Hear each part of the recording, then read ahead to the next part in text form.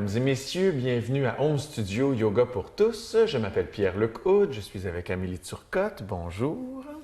Ça va bien? Ça va très bien. J'espère que ça va bien parce qu'aujourd'hui, on va faire beaucoup de postures dans cet épisode-ci. L'épisode qu'on pourrait appeler la gravité dans tous les sens. En fait, ce qu'on va vouloir explorer aujourd'hui, c'est le comportement du tronc dans beaucoup de postures du yoga qui est toujours le même, c'est-à-dire ce qu'on appelle le Tadasana, la posture de la montagne, c'est quand on est debout, bien droit, simplement, et que la colonne vertébrale elle a sa posture normale, avec ses creuses et ses bosses, et qu'on va aller dans plusieurs postures différentes qui vont demander de toujours maintenir ce comportement du tronc qui est plus ou moins droit, disons, un droit normal avec un corps humain. Oui, puis on va faire différentes formes, mais tout ça en s'amusant. En s'amusant. Alors, des fois, on donne beaucoup de directives dans nos cours, dans les alignements, dans les postures, mais c'est un cadre pour mieux s'amuser dans le cadre. Oui. Oui, puis quand on va à une classe de yoga, généralement, en tout cas dans certaines écoles, le professeur va être très précis, comme on l'est nous depuis le début de la saison, dans chacun de nos épisodes, très précis sur l'angle du pied, tout ça. À un moment donné, c'est bien aussi de retourner chez soi, dérouler le tapis, puis essayer de tirer ses propres conclusions, puis un peu voir les points communs, les récurrences entre chacune des postures, puis avoir sa propre compréhension. Et puis, si je dis ça, c'est parce que moi, c'est avec le thème d'aujourd'hui que je me suis un peu plus approprié mon développement dans le yoga. C'était une base simple que je pouvais me rappeler, qui était la suivante. Dans le fond, c'est que je garde mon Tadasana dans la posture. Et oui, en effet, c'était corroboré par mon professeur. En effet, dans cette posture-là, tu peux simplement penser à retrouver ton Tadasana, même si tu es sur le côté. Puis voilà, ensuite de ça, les indications peuvent venir de toi-même, d'une base très simple, c'est-à-dire les deux flancs ont la même longueur, le devant du corps ne se comprime pas, ne s'étire pas, même chose pour le dos. Tu as dit Tadasana, tu l'as dit, mais on va le redire souvent. Tadasana, pour nous, c'est comme un mot acquis, mais c'est vraiment quand on respecte les courbes naturelles du dos. Donc, c'est Tadasana. C'est aussi la posture qui est en posture debout, mais c'est aussi juste le tronc quand il est bien placé sous sa forme naturelle. Dans le fond, c'est le dos en forme naturelle. Alors, on est déjà en train de faire la démonstration de cette chose-là, puisque malgré le fait qu'on est assis, ce qui se passe entre notre bassin et le sommet de notre tête, c'est la même chose que si on était debout. Alors, un creux lombaire, une petite bosse dans les vertèbres thoraciques, le creux de la nuque, les deux flancs de la même largeur, de la même hauteur, et les épaules par-dessus les hanches, les oreilles par-dessus les épaules. Alors, est-ce qu'on est prêt? Ou prête? Oui, à s'amuser. Commençons simplement par Shavasana, généralement une posture qu'on fait en fin de classe. Mais on va y aller tout de suite. Amélie, si tu veux bien, je vais te mettre un léger oreiller pour le confort de la tête, mais aussi pour légèrement la soulever.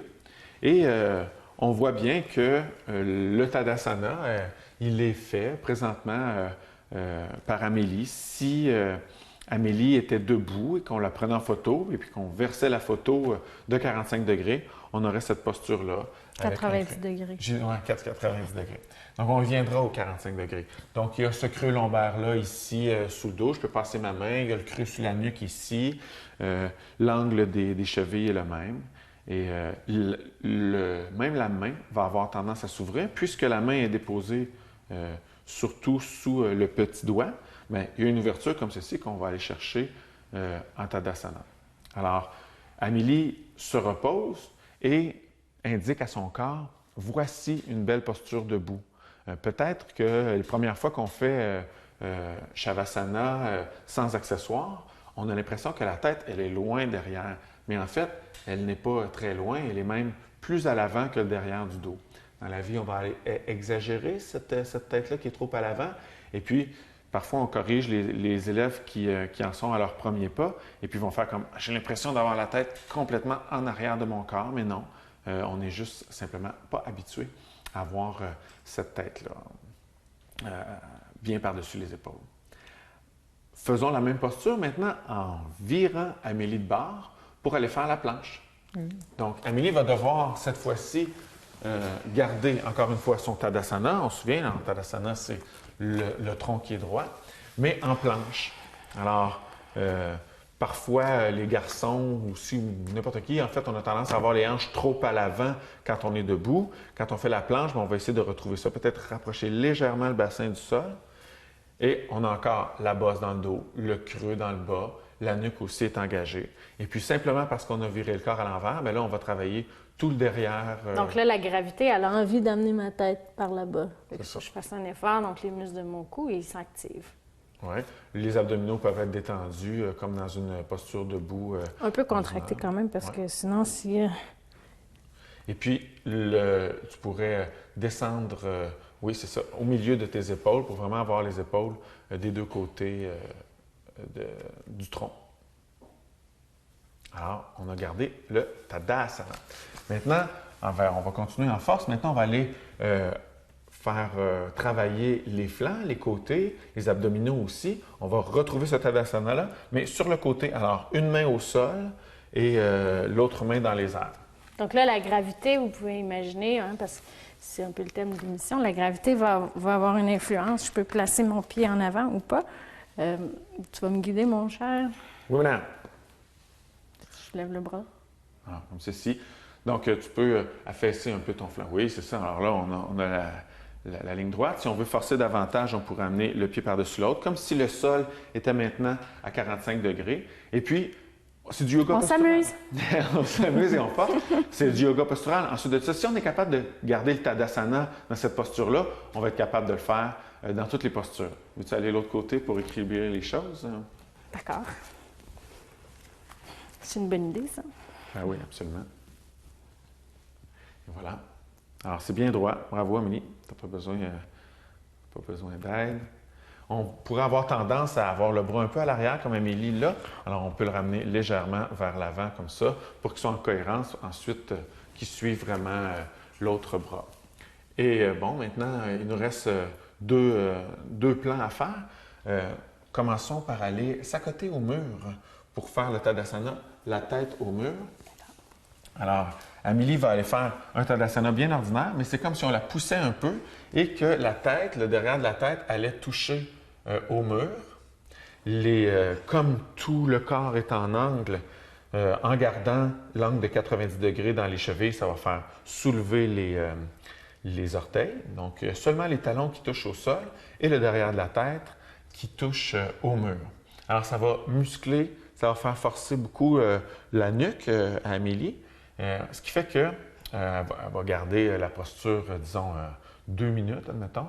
Et quand elle va sortir de la posture, tous ces muscles dans le dos qui ont travaillé pour tenir le corps droit vont continuer à être imprégnés de ce mouvement vers l'arrière. Alors, moi, je trouve ça vraiment magique. C'est un peu comme le jeu là, de se mettre les mains dans le cadre de porte, de pousser vers l'extérieur pendant 2 minutes, puis après ça, on sort du cadre de porte, puis les bras veulent monter tout seuls.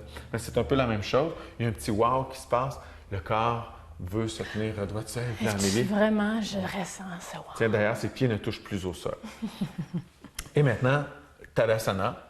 Donc, même chose qu'on faisait en Shavasana, en planche, sur le côté ou au mur, avec les creux lombaires à la bonne place, la syphose à la bonne place, la nuque aussi. On voit bien sur le côté. Ah tiens, mets-toi de côté, Amélie, s'il te plaît, pour qu'on voit bien à quel point le milieu de la hanche est par-dessus les malléoles de la cheville. L'épaule, elle est au milieu, par-dessus le milieu de la hanche. L'oreille aussi est par-dessus l'épaule, et non pas en avant. Amélie nous présente un super beau Tadasana qu'elle va rechercher dans tout plein de postures. On ne les a pas toutes faites présentement, mais il y a d'autres exemples aussi. Limitons-nous là pour cet angle plat, donc ce 180 degrés entre les jambes et le tronc. Ensuite, quand je vais être dans l'autre posture, à se contracter. Bref, tout est interrelié, donc c'est pour ça que c'est intéressant d'aller s'amuser avec la gravité, puis de changer de plan. Oui. On continue? Oui, on continue. Maintenant, ce qu'on va aller chercher, c'est un angle de 90 degrés entre les jambes et le tronc. Alors, le meilleur exemple, ça pourrait être chien tête baissée. Alors, Amélie va avoir, comme je disais, un angle de 90 degrés, mais comme elle est face au sol, c'est surtout au niveau du dos que ça va travailler. Donc, le dos va se creuser pour aller faire bascule du bassin. Les ischio-jambiers vont s'étirer pour permettre cette chose-là. Et elle va aller travailler à étirer les aisselles, la force dans les épaules. Alors, c'est très musculaire comme façon d'être debout. Et puis, il faut lutter contre le fait que la poitrine veut aller vers le sol. Donc, la gravité amène Amélie là. Et puis, sa force à elle va la ramener dans un Tadasana. Encore une fois, on cherche le creux lombaire. On veut garder la syphose, donc on ne veut pas que le creux soit jusqu'aux épaules. Et puis, ça nous fait travailler les bras. On va aller chercher maintenant, si tu le permets, Amélie, cette même posture d'angle 90 degrés avec Dandasana. D'accord. Tiens, un petit cœur. Posture qui, quand on la regarde sur une photo, a l'air très simple, mais quand on la fait, on voit bien que ça demande beaucoup de force. De la même façon qu'Amélie travaillait fort pour aller creuser le dos en chien tête baissée, encore là, elle doit activer fortement le dos pour pouvoir garder le tronc droit. Je vous invite, comme toutes les postures qu'on fait, à le faire à la maison. Je compléterais par aussi, oui, il y a de la force dans le dos, mais il y a surtout de la souplesse à l'arrière des jambes qui doivent être travaillées. Donc, aller chercher à étirer aussi aux jambiers. Comme ça, vous allez pouvoir aller basculer le bassin sans trop forcer. Oui. Si c'est trop difficile, on peut aller déposer les mains derrière. Puis, ce qui est intéressant aussi dans tout ce qu'on fait aujourd'hui, c'est que toutes ces postures-là ne demandent à peu près aucun accessoire. Pas besoin d'haltère, pas besoin d'élastique. Simplement, la gravité nous y amène. Puis de prendre la bonne forme va nous faire travailler très fort des muscles qui sont utiles. Alors, si on n'avait pas d'accessoires, pour retrouver ce même, peut-être qu'on n'est pas à 90 degrés, mais on a quand même la flexion où on va rechercher la forme de notre chien tête en bas de la posture précédente. Alors, les chevilles sont toujours comme si Amélie était debout et le corps continue d'aller chercher son Tadasana. Donc, garder cette posture-là plusieurs minutes. Ensuite de ça, on va retourner dans la vie de tous les jours et puis on va être assis à une chaise. Ça va être très simple pour nous de garder un tronc droit. On va être moins invité à tomber vers l'avant puisqu'on a développé tout ce qui était à l'arrière du tronc pour pouvoir maintenir ces beaux muscles-là. On pourrait le faire aussi en version plus abdominale. Tiens, tu pourrais allonger le dos au sol complètement et monter les jambes. Encore une fois. C'est le micro. Ah oui, OK. La même chose. Et comme ceci, où est-ce que là, on va aller attacher, on va aller travailler le quadriceps, travailler un petit peu, la tâche du quadriceps, les abdominaux. Le psoas. Amélie ne travaille pas maintenant fortement pour le creux lombaire. C'est d'autres muscles qui vont aller s'activer, ouais, le psoas. Ou on peut y aller en Navasana aussi. Donc là, on va garder le même angle de 90 degrés. Peux-tu une couverture? Là, par contre, en Navasana, là, la gravité va nous influencer différemment, puis on ne cherchera pas à maintenir notre Tadasana. On va plutôt venir relâcher le bas du dos puis contracter un peu plus la sangle abdominale. Oui, parce que c'est les abdominaux qui travaillent fort. Là, tu vois, ce matin, aujourd'hui, mes psoas, ils travaillent fort. On les sent. Puis elle est comme ça aussi. On a toujours l'angle du tronc et des cuisses à 45 degrés. La couverture ou le coussin derrière, c'est une façon de ne pas avoir à travailler fort sur l'équilibre. Alors, c'est plus stable et dans l'aisance. D'accord, on continue. Cet angle de 90 degrés-là, on l'a fait sous plusieurs formes. On pourrait aller le faire maintenant debout. Tiens. Debout. Encore une fois, une posture qu'on a fait dans un autre épisode, où est-ce que on avait utilisé une chaise aussi. Amélie, cette fois-ci, on n'a pas besoin de le faire avec une chaise.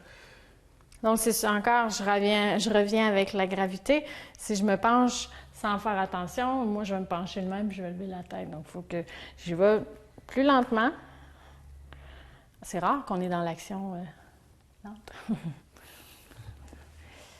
Je vais pencher à partir des hanches pour retrouver Alors, en faisant la posture, vous pouvez aller toucher votre dos, vous assurer que les muscles du bas du dos sont bien actifs, que la colonne vertébrale, elle est enfouie entre vos deux super muscles du bas du dos.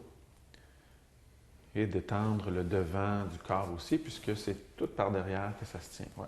Il y a davantage de force à aller chercher comme ceci aussi. On peut le faire aussi les mains sur une chaise ou les mains au mur aussi pour enlever un peu de poids puis pouvoir mieux se concentrer sur là où on veut travailler, surtout dans le bas du dos, puis l'étirement des ischio-jambiers. On pourrait le faire aussi sur la tête en virant la gravité de barre.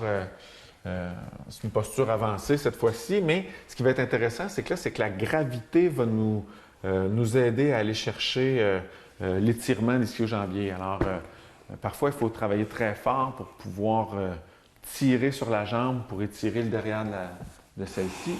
Mais là, c'est la gravité qui va amener Amélie à étirer ses ischio-jambiers. À deux jambes ou à une jambe? À deux jambes. Une jambe, ce sera la prochaine étape. On ne le fera pas. Ah, c'est un défi, absolument. Tranquillement. Oui, c'est un défi. C'est sage de faire cette posture-là, dos à un mur. Simplement aller à côté, le derrière. En fait, c'est sage de ne pas faire cette posture-là. Est-ce que je suis à 90 degrés, Pierre-Luc? Pas encore, tu pourrais descendre plus si c'est possible. Ah, voilà. Donc là, la gravité, la tête. Je descends. Oh. Le fait d'avoir la tête en bas, là, mes repères sont différents, donc d'avoir quelqu'un qui guide, c'est toujours intéressant, même si j'ai une certaine habitude de faire ce genre de posture, de garder, avoir un œil extérieur, c'est intéressant. Mais je l'ai dit, je le redis, aventurez-vous pas là, c'est juste pour s'amuser ce matin. Oui, pour s'amuser, puis démontrer que ça peut aller de tous les côtés, cette même posture-là d'angle 90 degrés. Et puis, troisièmement, une troisième forme, dans le fond, ça va ressembler un peu à ce qu'on a fait, sauf que cette fois-ci, au lieu d'avoir les deux jambes qui vont aller chercher un angle de 90 degrés avec le restant du tronc, ça va être une seule. Alors, on va commencer avec Supta Padang Bhushtasana, la posture du gros orteil. Il y a une sangle derrière toi, Amélie. Notre professeur parlait de l'architecture sacrée dans les postures. Donc, encore là, la géométrie, comprendre notre corps, comprendre les lignes que devrait avoir notre corps, bien, ça peut être amusant. Oui, puis c'est des bons repères. C'est quand même assez simple comme directive. Angle de 90 degrés, angle droit. Ça simplifie la chose dans la compréhension, puis ça permet d'être un peu plus autonome dans sa pratique à la maison. Alors, voilà ce dont on parlait. Le même angle de 90 degrés entre la cuisse et le tronc, mais à une jambe seulement. Alors, il y a aussi, puisque cette jambe-ci est allongée, un léger étirement du psoas ici à l'avant. Les personnes qui ont un psoas plus court, plus musclé, vont avoir peut-être l'impression que d'être simplement couché au sol comme ça étire le psoas, qui a l'habitude d'être court parce que peut-être assis souvent, donc toujours la cuisse pliée, ou en vélo souvent ou en course souvent, donc plus fort. Alors, on prend Amélie en photo, comme ceci, et on vire la photo de bord pour l'amener dans Utthita Parshvakonasana. Alors donc, je ne sais pas trop comment la nommer en français, mais c'est une posture où est-ce qu'on va mettre un pied devant l'autre. Parshva-Uttanasana. Parshva-Uttanasana. Donc l'étirement intense des flancs. Alors, si Amélie le fait vraiment intensément, elle va pencher son tronc un peu. Et puis là, on a encore une fois la posture du gros orteil. On peut s'imaginer son bras droit, Amélie, qui tient une sangle et qui se rend au gros orteil. Et puis, ça fait le même fonctionnement. Donc, le psoas à l'avant de la jambe gauche, il est long. Et du côté droit, il est court. Et ce sont les ischio-jambiers. Certaines personnes vont travailler le mollet aussi dans cette posture-là, qui s'allonge ici avec le tendon d'Achille qui est bien étiré. Et puis, on s'imagine qu'Amélie, elle est couchée au sol. Le sol, il est comme ça ici. Alors, qu'est-ce qui arrive dans ce temps-là? Bien, les deux hanches sont collées au sol, donc elles sont égales. Alors, Amélie pourrait, non pas comme ça, avoir une seule fesse au sol, mais les deux fesses, oui, voilà, comme ça. Et puis là, quand on est vraiment dans le bon angle avec le bassin, on sent que les trois ischio-jambiers sont étirés derrière et pas juste celui de l'extérieur. Un seul côté, ça te convient? Tu vas pas j'ai fait les deux. Ah, OK, parfait. Maintenant, oh, que là, on va travailler fort, mais tiens, moi, je vais pouvoir t'accompagner, tu vas pouvoir me donner les mains. On va faire encore la même posture, sauf que cette fois-ci, au lieu d'avoir les 2 pieds au sol, on va avoir seulement un pied au sol. On va faire une posture en puissance, c'est le guerrier 3. Ah, OK. Alors, Amélie, tiens, elle pourrait inspirer, Je te suis. amener les bras au sol et faire comme si elle avait un manche à balai qui était collé derrière ses bras, son dos et une de ses jambes et se pencher vers l'avant. Peux-tu me donner les mains, mon petit cœur? D'accord. Et puis, elle va aller chercher, encore une fois, comme la posture du gros orteil, tu peux monter ta jambe à l'arrière aussi, ta nuque aussi, et on a la posture du gros orteil. Est-ce qu'on veut plier la jambe parce que les ischio-jambiers ne permettent pas de déplier la jambe qui est à la verticale? Complètement, c'est bon, exactement, je ne ferai pas faire des deux côtés. Oui, je vais faire les deux côtés. Je veux m'équilibrer. Tu ne voudrais pas me voir déséquilibrée? Voilà, tu peux monter la hanche gauche légèrement, qui s'est affaissée. Oui, voilà. Alors là, Pierre-Luc, il me soutient, mais avec le mur, ça serait intéressant. Moi, j'ai une tendance à avoir la voûte plantaire qui s'affaisse, donc ma cheville bouge beaucoup. Fait que le faire, moi, avec une chaise, un mur, je trouve ça beaucoup plus pertinent que toute seule au sol. Tu ne veux pas avoir plein de micro-rotations dans certaines articulations tu veux te concentrer sur la bonne chose. Voilà. Alors, on peut dire on a fait une douzaine de postures, ou on peut dire aussi qu'on en a fait 3 sous plusieurs plans différents. Et la gravité nous a amené différents défis dans chacune de ces figures géométriques du corps très simples. Si je me permets, observez quand vous, dans les prochaines heures, jours, quand vous marchez, l'impact de la gravité. Ou essayez de voir, il y a toujours une force qui nous attire vers le sol. Imaginez si on est un petit peu penché vers l'avant, tout ce que le corps doit faire pour contrer l'écroulement vers le sol. Donc, c'est une force qui est invisible, mais tellement présente, la gravité. Donc, il faut la reconnaître et puis il faut s'amuser avec. Et puis, on va utiliser, encore une fois, cette gravité-là pour aller dans un Shavasana bien écrasé au sol. Alors, Shavasana pour Amélie, qui a travaillé fort pendant cet épisode et qui va utiliser la gravité maintenant pour aller détendre ses muscles et aller retrouver encore une fois les courbes prescrites par la colonne vertébrale. Pour ce faire, on a mis une couverture, comme on dit, en pranayama. Alors, le bas de la couverture va accompagner son creux lombaire. Donc, les fesses vont être un petit peu, le bassin va être un petit peu plus bas que le milieu du dos, puisque celui-ci est sur la couverture. La tête, elle, va pouvoir aller se reposer en cohérence avec son creux nucal, puisqu'elle a un léger oreiller. Ça va approcher un peu le menton de ses clavicules pour bien allonger la nuque. Et les épaules aussi vont pouvoir bien être, non pas devant le tronc, mais égales, voire légèrement en ouverture, puisque entre les omoplates, c'est surélevé un petit peu. La gravité aussi va jouer un petit tour à Amélie en ouvrant peut-être un petit peu trop ses pieds. Donc, on va éduquer son corps à être bien, avoir des pieds parallèles, tout en pouvant, en ayant la chance de se reposer complètement. Donc, on sangle les cuisses, juste un petit peu plus haut que les genoux. On n'a pas peur de sangler fort pour ensuite aller se déposer et on voit que les pieds restent bien parallèles et pointent le ciel. Alors, Amélie peut maintenant... Mon petit cœur. Pour ta petite chambre. Bon, donc pour plus de chaleur pour Amélie, puis puisqu'elle l'a demandé si gentiment, on va se recouvrir. On va mettre une minuterie aussi pour ne pas avoir à penser à ça. On s'assure en Shavasana de bien placer le corps et les accessoires pour ne plus avoir à bouger. Alors, l'immobilisme est important dans un Shavasana. Si on fait un Shavasana d'une dizaine de minutes, on veut ne pas avoir à bouger. Alors, on ne voudrait pas avoir, genre, une petite frange comme ça dans la face. On va être bien au chaud comme ça. S'il n'y a rien qui touche aux mains, c'est encore mieux. On peut se concentrer sur le bruit de sa respiration. Il histoire d'éviter d'aller penser au boulot, au souper, aux enfants, aux conflits. On écoute les autos qui circulent dans la rue, les bruits de la maison, on écoute le frigidaire avec amour pour une fois dans la journée. Ou, tiens, pourquoi pas, un peu de musique douce, apaisante, sur laquelle on va pouvoir fixer son attention et laisser le corps se déposer.